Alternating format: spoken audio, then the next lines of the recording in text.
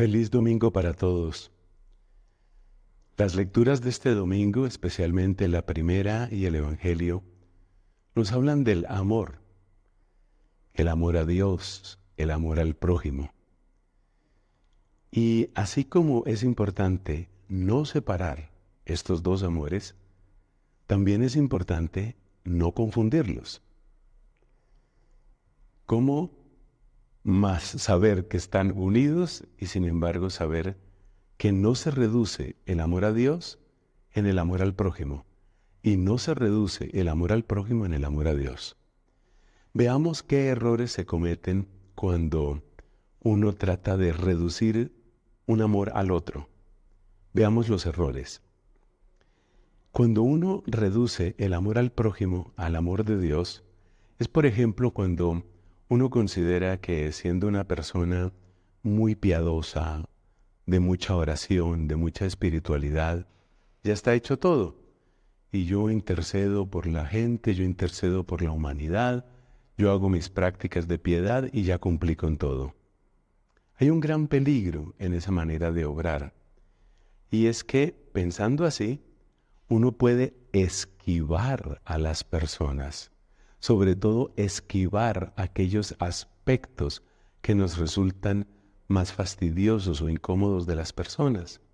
Por ejemplo, una persona puede tener en su familia gente con la que no se lleva bien, pero en vez de afrontar el problema, en vez de pedir un perdón que tal vez hay que pedir, en vez de escuchar pacientemente, que a veces es exigente, en vez de buscar unos términos de, llamémoslo así, de acuerdo, en vez de todo eso, puede resultar más cómodo simplemente encerrarse para orar.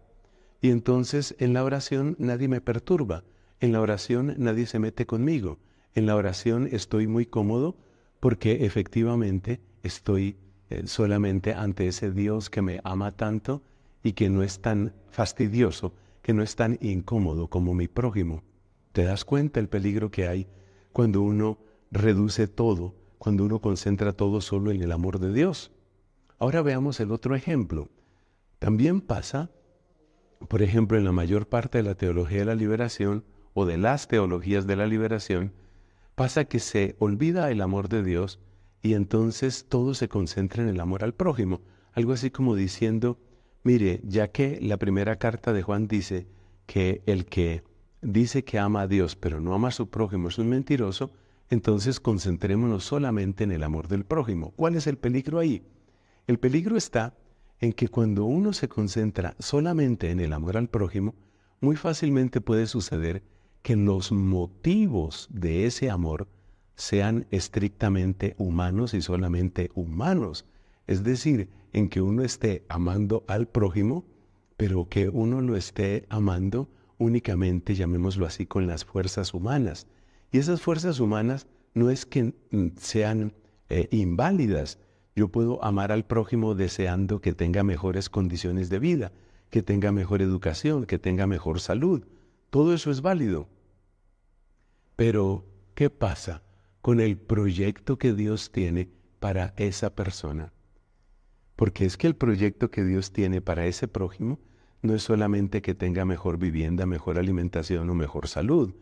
El proyecto de Dios es la santidad. El proyecto de Dios es que viva para siempre en su presencia, lo que llamamos el cielo. Y entonces esos bienes que son estrictamente sobrenaturales, esos bienes que trascienden el alcance del amor puramente humano, esos bienes van quedando cada vez más en la penumbra, van quedando cada vez más en los márgenes y de hecho se van olvidando y disolviendo.